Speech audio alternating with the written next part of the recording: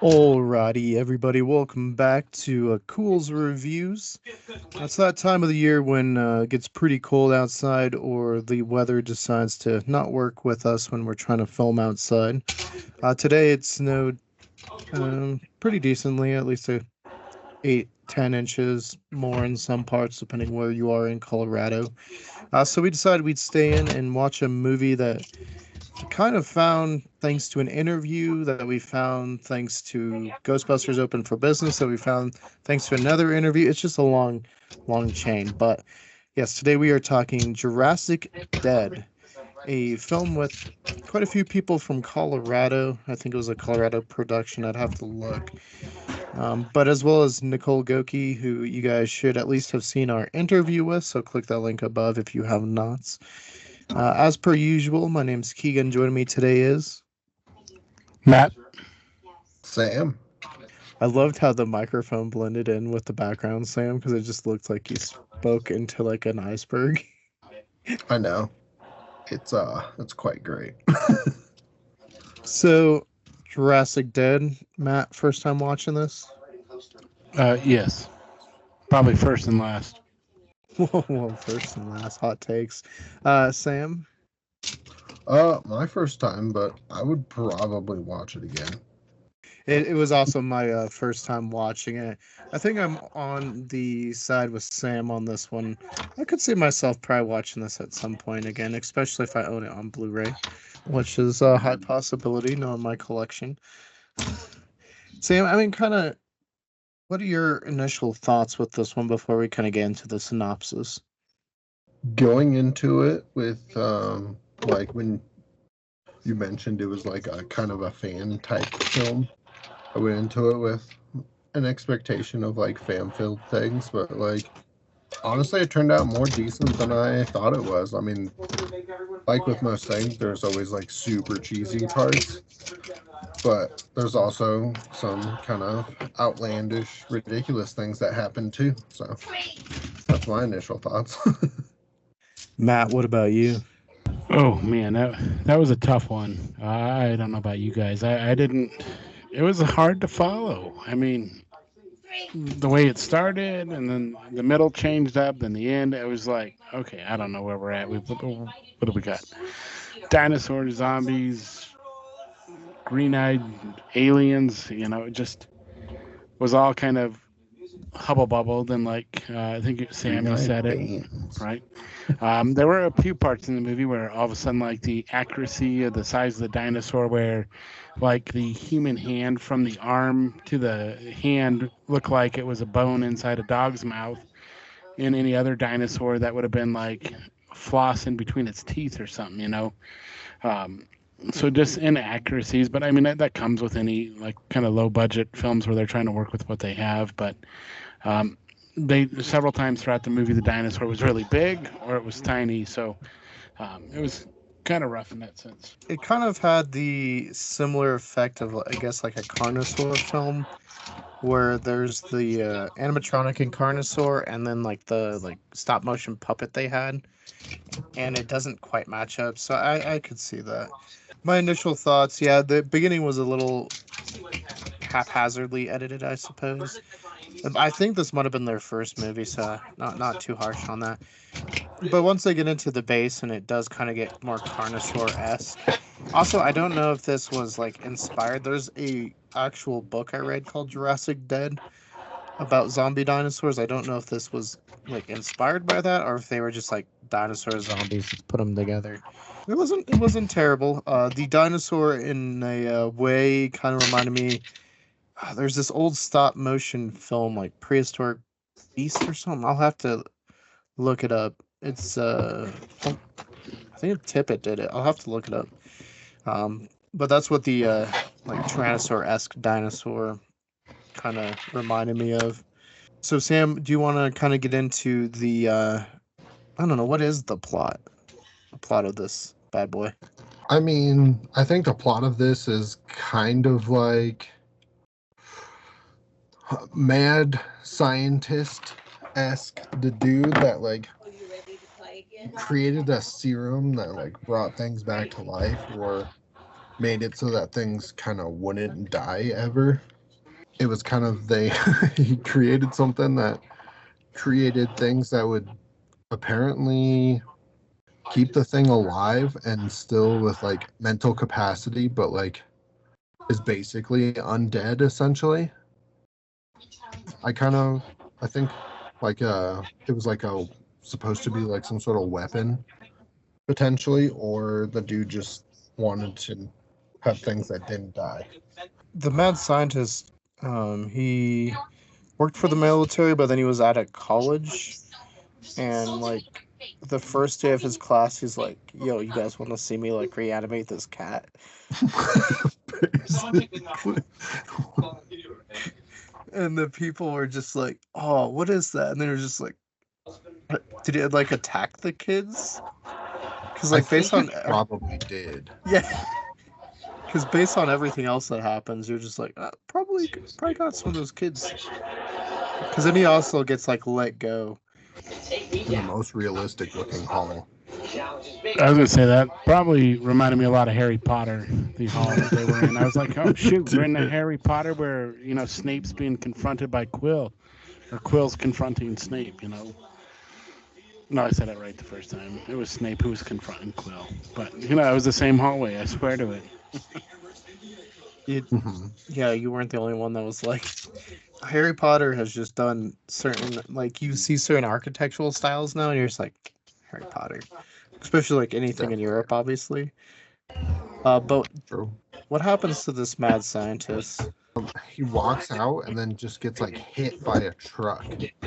It's, like, full speed, too. Like, that truck was just... iPad and Apple Watch Series 10. All three. He doesn't die. And that's where the beginning of the movie throws me off. It shows them on a dock. He releases the dinosaur there. And then all of a sudden, I don't know if we went back in time or forward in time. I think we went forward. Like, I think that was, like, the government thing that got him, like, arrested or whatever. Or let go of the government. But it just, like I said, it was a little confusing at the very beginning. I mean, if you didn't have that part in the movie, it might have made a lot more sense. But I think I go back to the beginning and I'm lost as to what was being described there, or the transaction that was being made. Because he's like, you want a weapon? I'll give you a weapon. There's just like... In the other animals, he had injected the serum into it, but this one, from the looks of it, he was just dripping it on the nose of the dinosaur, because you could see it running down the nose. And I'm like, okay, so the cat he injected, and this one he just kind of like sprayed it. What, the one inside the bunker? No, the one at the very beginning when it's like strapped to like that thing and it has under the tarp, you just see like its nose. Oh. And it like breathes, like, and then he's like, you want to see a weapon? Just to get more. Yeah. And then it wakes up and it just starts like grabbing things. True. I mean, that could just because since it is a liquid, it's just kind of like a gastral liquid essentially, because it becomes gas, and gas usually is vaporized, so it probably did just smell it. Yeah, because we'll have to talk about like the ending and what happened there and how things happened at the ending when we get there. Yeah, so then it like jumps a little bit to the future, I guess, and it's to this like military group, like these, what would you call them? Mercenary group? Rednecks. No, I'm just kidding. I mean, It's like 4 military person and a redneck. I mean, they had a helicopter too, but then it like exploded. Because of the EMP, bro. And yeah, I don't think an EMP would blow up a helicopter. No, It would shut it especially off. with it when it was going to landing, but then it would blow up by the crash, but it was clearly landing. It was on the ground. And it was... Also, I guess on this whole little stretch there, they meet the like civilian protagonists, which Nicole is a part of. She's wearing a wig, as she told us in the interview. She said the wig is better in the sequel, the follow-up spiritual successor from this director. I don't think it's a sequel. She plays a different character. I looked it up because I was confused. And then they're kind of like bickering, but yeah, then the EMP like goes off, but I thought it was like a meteor, but I guess it was a meteor and an EMP. I'm pretty Both of sure them like the same. I'm pretty sure if like the meteor hit the Earth, there'd be more damage than just an EMP. Right. In just Colorado specifically. Yeah. No, and so then they end up like in this base, and Bunker. inside base Bunker bunker, base. where the mad scientist is like cooped up, and he's gone like half Bane, half Darth Vader. He even does like the like Darth Vader, like, what is that? When he's like talking, but it's through like the what is that? The hologram. The hologram. Yeah, he does the whole hologram thing too. Mm-hmm. I will say I enjoyed him more as the Darth Vader character than as the mad scientist. But yeah, then we get introduced. There's only one dinosaur. I did too. It also gave me the vibes from the dude from Mad Max. Oh yeah, Always yeah. has like the tubing respirator on. Yeah, I can see that. Yeah, there's only one dinosaur, and it leads to like my favorite scene where Andy, the late Andy, punches the dinosaur right in the face. Oh, you mean Duke Nukem? I did enjoy that comparison. I mean, they did make him look just like Duke Nukem. Right. No, I did like how they also made his name Duke Mhm. to play in with that. It's the late Andy Hammond, though he did pass away in 2021. But yeah, a lot of the like mercenary people are actually like trained in martial arts or collegiate wrestling or bodybuilding. So they do use that throughout the film. As there's, we'll see action scenes.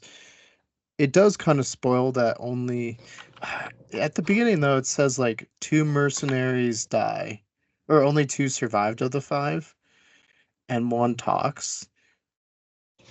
But now that I think about the ending, I'm like, that doesn't make sense. What do you mean? 2 of the mercenaries survived. All right, we're gonna get to spoilers right now. Yeah, but 2 of them survived. They were also zombies at the end. They were. No, wasn't it 3? No, 2 mercenaries Two and then mercenaries. Oh, and 2 yeah, okay, civilians. yes, and the civilians. Yes, okay. Yeah. No, 1 civilian. It was a sister and then Ben, didn't he? Oh no, he got shot in the head. That's Yeah. right. He got capped, bro. Yeah. Just like, oh man. I did find it funny though, like when Duke, knocked the dinosaur out on 2 punches. The dude that was taking a crap took like 4 shots from Duke and still didn't get knocked out. He was like holding tough, man. Well, I think How do you too take a that wicked dump too with your pants all the way up? Like, not that we needed to see anything, but he was obviously taking a crap and he was still fully clothed. or was he just smoking some of the ganja? No, you hear the noises coming out of his bowels as he was entering the bathroom. Like it sounded like he was going to pull on a full-on, like dropping the Cleveland Browns off to the Super Bowl. So, also something I thought was kind of funny was Nicole's character disliked marijuana and weed, but obviously in Ghostbusters Open for Business, there's the weed ghost, and she said that's her favorite ghost. Yeah, she was, but she was being the cheerleading character. Yeah, she said they wanted her to play like stupid, but not like know she's playing stupid. Which made sense, like when he was like a zombie and he was like, "I love you," and she's like, "Oh, he's never said that before." And just like walks over there.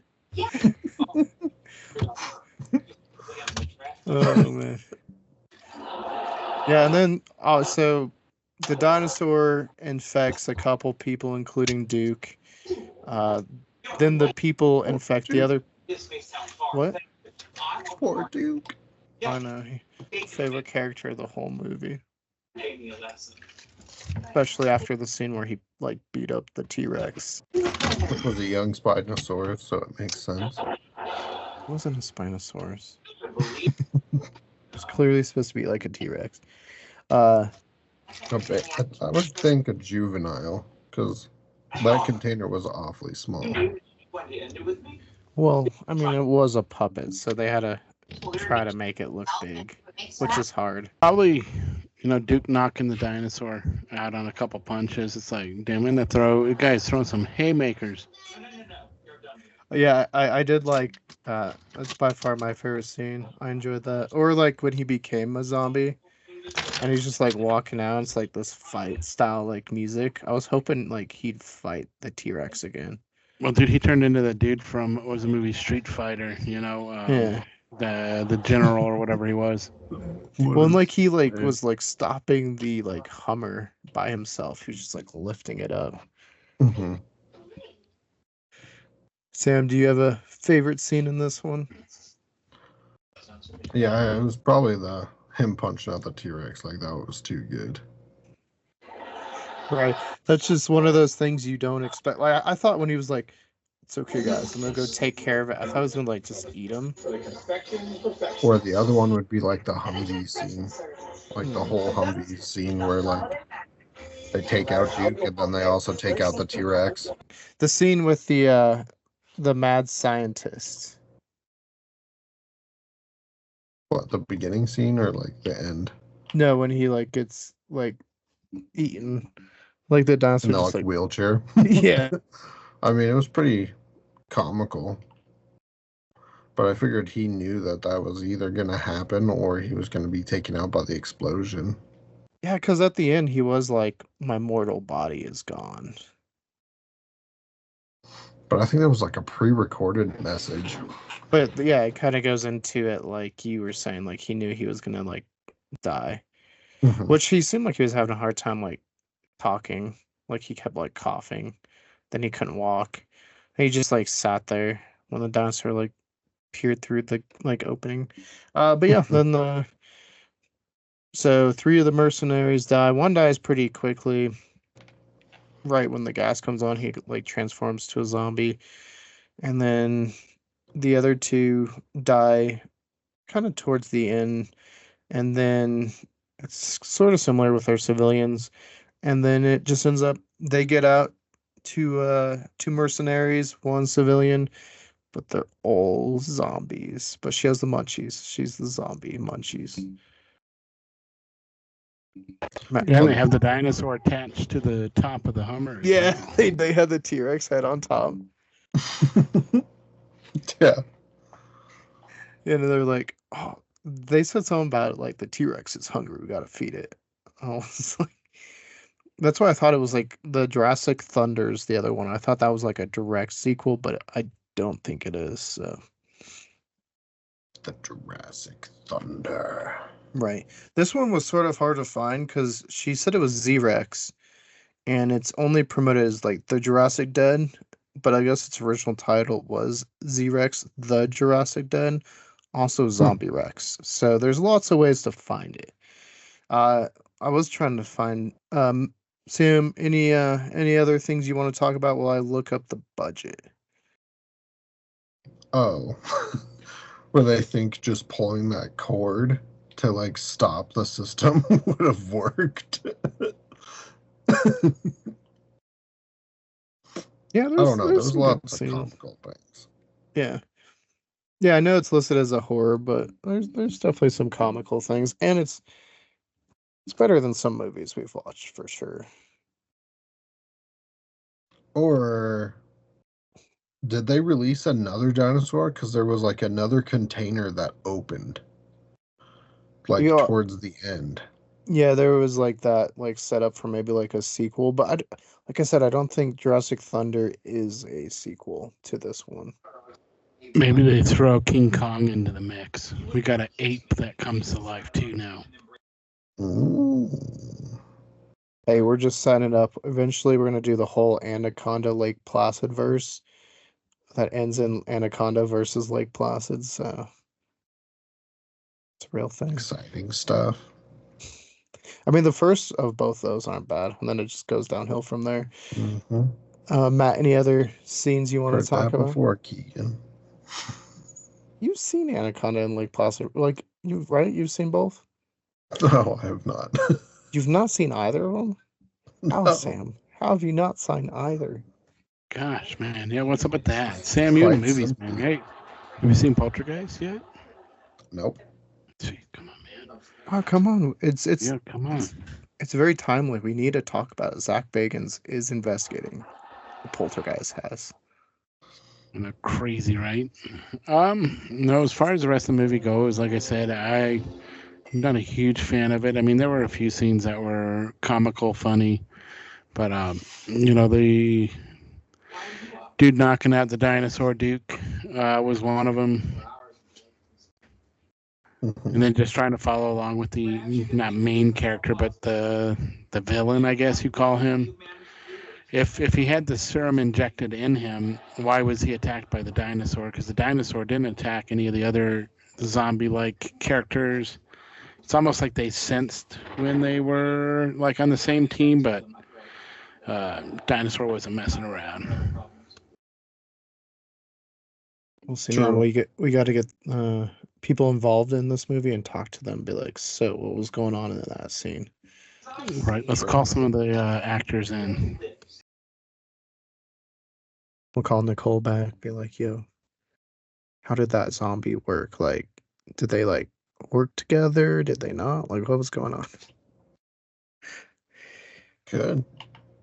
But yeah, that's kind of it for this movie. It's a relatively short, like 70, 80 minutes long. Not too terrible if you want to sit down and watch it. It's not Jurassic Park, but then again, none of the dinosaur movies that have really come out have been good as modern dinosaur movies, I should say, because there's like a Valley of Gwangi and King Kong and stuff. But yeah, it's something different, and I don't know. It's entertaining, I think, Sam. No, absolutely. It wasn't bad. A lot of interesting parts, a lot of strange references, but it was really good. Matt, you're not on the same level as us, I know. No, maybe if I had something to drink beforehand, might have been more entertaining. Like I said, I'm not totally knocking it. Just it wasn't my cup of tea. This one, at least. So, Sam, this is ratings, recommendations. What do you say? I'll definitely give it a 7 out of 10. And I mean, if you want like a pretty entertaining, and I mean, I think it's only it's under an hour long. It's a little over. It's a little over an hour. Yeah. Okay. Yeah, it took about an hour and 15 minutes or so. Okay. Well, it's an hour and 15 minutes, and it was definitely quite entertaining. So, I mean, I would recommend it. Mate, what about you? What are your thoughts? I'm gonna go right about that 5.5 to 6 range. I guess. Hey, that's a Keegan 10 right there. Right. I mean, I guess if you're gonna have nothing better to do with an hour and 15 minutes, go ahead and check it out real quick. It wouldn't be on the top of my list of recommendations, but go ahead, check it out. Maybe you'll get a kick out of it. Yeah, I'd say a solid 5 out of 10. It's not a perfect movie. Obviously, super low budget. Most of the actors are from Colorado, it looks like, and they're just kind of working with what they got. And I think, considering that, I think it worked out really well. It's like us if we were to make a movie or something like that, which gives me hope. So let's go make a movie, guys. But yeah, I'd recommend it, and you can find it. It's on YouTube. I'm sure it's on some streaming sites. You can also get a Blu-ray if you're like me and like physical copies. So you have lots of options where to find it. There is another dinosaur related one by the same director that maybe we'll check in the future, maybe in the next couple weeks, being that it is winter. It gives us something to do in case of bad weather like today. Yeah, until next time, guys, if you want more Culz reviews, click that link to your left. For more about us here at Culz Paranormal, click that link to your right. And don't forget to hit that like and give us a subscribe. Subscribe. And switch that notification bell for personalized to all if you want to be notified on all of the upcoming videos. And let us know, is there a dinosaur related movie you want us to check out? Tell us in the comments below.